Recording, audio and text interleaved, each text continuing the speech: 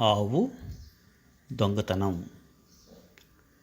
ఒకసారి పాపన్న ఒక దూర గ్రామానికి బయలుదేరాడు. ఆ గ్రామానికి కరణంగా ఉండే శేషయ్య గారి ఇంట మరునాడు ఏదో పండగ. దానికి రావాల్సిందిగా కరణం శేషయ్య 2 రోజుల క్రితమే పాపన్నకు కబురు చేశాడు. అందుచేత కాస్త పొద్దు వాలగానే పాపన్న తన ఇంటి నుంచి బయలుదేరాడు. కరణం శేషయ్య గారి ఊరు ఇంకా కొంత దూరం ఉన్నదనగానే పాపన్నకు ఒక దృశ్యం కనబడింది. ఒక నల్ల ఆవు దూకుతూ పరిగెత్తుకొని పాపన్నకేసి వస్తున్నది. దాని పలుపు పట్టుకొని ఒక మనిషి వస్తున్నాడు. ఆవును ఆపటానికి వాడు చేసే ప్రయత్నం ఏమీ పనికి రావడం లేదు. ఆవు వాడిని ఈడ్చుకుంటూ వస్తున్నది. ముళ్ళు రాళ్ళు తగిలి వాడు బాగా గాయపడినట్లు కనిపిస్తున్నాడు. అయినా వాడు ముందుకెత్తి పలుపుతాడు మాత్రం వదలలేదు. వాడు పాపన్నను చూసి, బాబు, ఆవుని కాస్త మళ్ళెయ్యండి అన్నాడు. పాపన్న ఆవుకి ఎదురుకు వెళ్ళి చేతులెత్తి ఆడిస్తూ హే హే అన్నాడు. అంత ఉద్రేకంలోనూ ఉన్న ఆ ఆవు పాపన్న గొంతు విని నిలిచిపోయింది. అది అకస్మాత్తుగా ఆగడంతో దాని మెడతాడు పట్టుకున్న మనిషి నేలపైన పడిపోయాడు. పాపన్న ఆ తాడును తీసుకుని సమీపంలో ఉండే చెట్టుకు చుట్టి ఆ మనిషిని లేపి కూర్చోబెట్టి, బాగా దెబ్బలు తగిలాయే, ఏం చేశావు, ఆవు ఎందుకులా పరిగెత్తింది అని అడిగాడు. ఎందుకు పరిగెత్తిందంటే ఏం చెప్పను, కొవ్వెక్కి పరిగెత్తింది. మొన్ననే బోలెడంత డబ్బు పోసి కొన్నాను. కొన్నప్పటి నుంచి మొండితనం చేస్తూ మొరాయిస్తూనే ఉంది. ఇవాళే కాస్త మేపుదామని ఇలా బయటకు తెచ్చాను. దయ్యం పట్టినట్టు పరుగు లంకించుకుంది అన్నాడు మనిషి.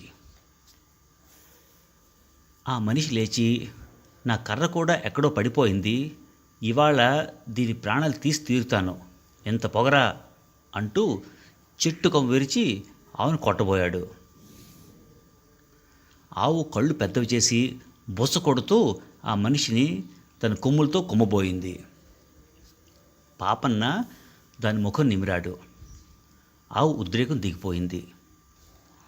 ఆ కర్ర అవతల పారేయి, ఇటువంటి పనులు చేసి దానికి ఆగ్రహం తెప్పించి ఉంటావు. అది పోట్ల గుడ్డైతే నన్ను పొడవదేం, పశువుల్ని ఎంత ప్రేమగా చూసుకోవాలి అన్నాడు పాపన్న. అదంతా నాకు తెలుసు, కానీ ఇప్పుడేం చేసేటట్టు, నన్ను నేల మీద ఈడ్చి హోనం చేసింది. ఆ కొండ మలుపు అవతల ఉంది మా గ్రామం. నేనా నడవలేనే, ఇది మంచిగా నా వెంట వచ్చేటట్టు చేయగలనా, ఎవరు సహాయం చేస్తారబ్బా అంటూ ఆ మనిషి దిక్కులు చూశాడు.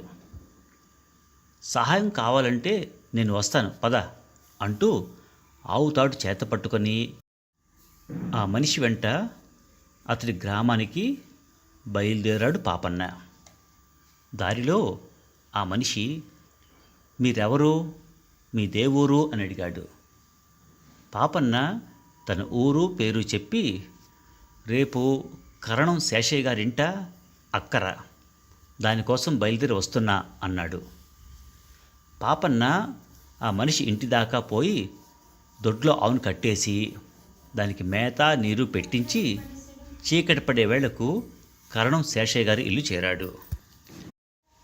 కరణం శేషయ్య పాపన్నను కుశల ప్రశ్నలు వేశాక, చూడు పాపన్న, నేను 2 ఏళ్ల క్రితం నీ దగ్గర కొన్న ఆవుకు ఇవాళ అకస్మాత్తుగా ఏదో రోగం పుట్టుకు వచ్చింది. మా కమతగాడు చెప్పాడు. పొద్దున్న కూడా నిక్షేపంగా ఉంది. ఈ పూట ఏం ముంచుకొచ్చిందో నడవలేకుండా ఉన్నది. 4 మనుషులు పంపించాను ఆవును మోసుకురమ్మని అన్నాడు. ఆ మాట విని పాపన్న చాలా బాధపడ్డాడు. ఇంతలోనే మనుషులు ఆవును తెచ్చి ఒక పక్కగా పడుకోబెట్టారు. పశువుల వైద్యుడి కోసం మనిషి వెళ్ళాడు. పశువుల వైద్యుడు వచ్చి ఆవును చూసి, ఇది 3 రోజుల కిందట ఈనినట్టు కనబడుతున్నది. పెద్ద రోగం ఏమీ లేదు, వైద్యం చేస్తే నయమవుతుంది అన్నాడు. కరణం శేషయ్య ఆశ్చర్యపడి, 2-3 రోజుల కిందట ఈనటమేమిటి? మా ఆవుకు 2 నెలల దూడ ఉంటేను అంటూ దగ్గరికి వచ్చి ఆవును పరీక్షగా చూసి ఆశ్చర్యపడుతూ, ఇది మా ఆవు కాదు కదా అన్నాడు. ఆ మాట నిజమే. దూడ కూడా దాని దగ్గరికి పోలేదు. అయితే కరణం శేషయ్య గారి నల్లావు ఏమైనట్టు? పాపన్నకు వెంటనే సందేహం కలిగింది.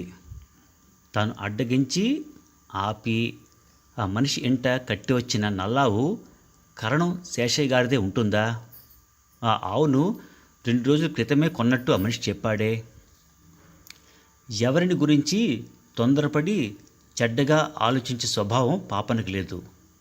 మరొకసారి ఆ మనిషి ఇంటికి వెళ్ళి సరిగ్గా ఆరా తీసి నిజం తెలుసుకున్నదాకా అతను కరణం శేషయ్యతో ఏమీ అనదలచలేదు. శేషయ్య మటుకు కమతగాడిని పిలిచి, ఇది మన ఆవు కాదురా, మన ఆవు మారిపోయింది, రేపు విచారించు, దాన్ని ఇంకెవరి ఇంటికి తోలేవో పొరపాటున అన్నాడు. కమతగాడి ప్రయత్నం ఏమీ అవసరం లేకుండానే జాము పొద్దేసరికల్లా శేషయ్య గారి ఆవు దానంతట అదే పరిగెత్తుకుంటూ వచ్చి తన దూడ దగ్గర నిలబడి దానికి పాలిచ్చింది. పాపనతో సహా అందరూ పరమానందం చెందారు. సంగతి తేలిపోయింది. ఎవడో దుర్మార్గుడు జబ్బుపడిన తన నల్లావును మన మందలో చల్లగా తోలి మన ఆవును తోలుకుపోయి ఉంటాడు. ఈ రోగిష్టి ఆవుకు చికిత్స కూడా దేనికి? చావని అన్నాడు కరణం శేషయ్య కసిగా. దొంగను శిక్షించాలి కానీ ఆవును ఎందుకు చావనివ్వడం? చికిత్స చేయించండి, దొంగ దొరకకపోతే మనకు మరొక ఆవు దక్కుతుంది కదా అన్నాడు పాపన్న. కరణం గారు ఆ మాటతో కాస్త శాంతించాడు. పాపన్న ఇప్పుడే వస్తానని చెప్పి కొండమలుపులో ఉన్న గ్రామానికి వెళ్ళి ఆవు దొంగను చూశాడు. ఆ మనిషి మరికొన్ని కొత్త గాయాలతో మంచాన పడి ఉన్నాడు. ఆ ఉదయమే కరణం గారి ఆవు కట్టుతాడు తెంచుకొని అడ్డం వచ్చిన దొంగను డొక్కలో కుమ్మి మరీ వెళ్ళిపోయింది. అది ఆవు కాదండి, నా పల్లెటి మృత్యుదేవత అన్నాడు దొంగ పళ్ళు కొరికి పెద్దగా మూలుగుతూ.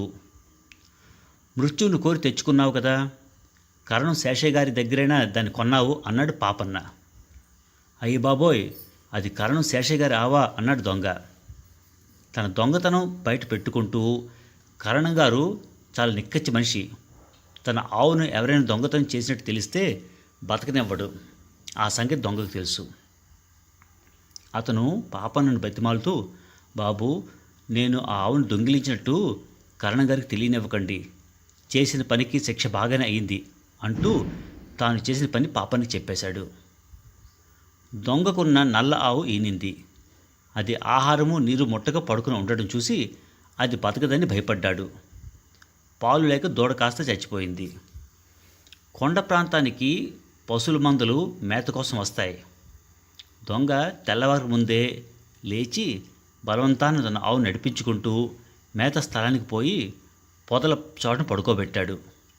జాము పొద్దెక్కేసరికి ఆవుల మందలు మేతకు వచ్చాయి. కమతగాళ్ళు ఎండవేళ ఏ చెట్టు నీడనో కునుకుతున్న సమయంలో దొంగ తన ఆవులాంటి దాన్నే ఒకదాన్ని ఏరుకొని దాన్ని దువ్వి మాలివి చేసుకుంటూ మెడకు తాడు తగిలించి తీసుకుపోసాగాడు. తన ఇంటికేసి పోవటం లేదని తెలియగానే ఆవు మొరాయించి తన ఇంటి దారి పట్టి పరిగెత్తసాగింది. ఆ సమయంలోనే పాపను ఎదురు వచ్చి దొంగకు సహాయపడి ఆవును దొంగ ఇంటికి చేర్చాడు.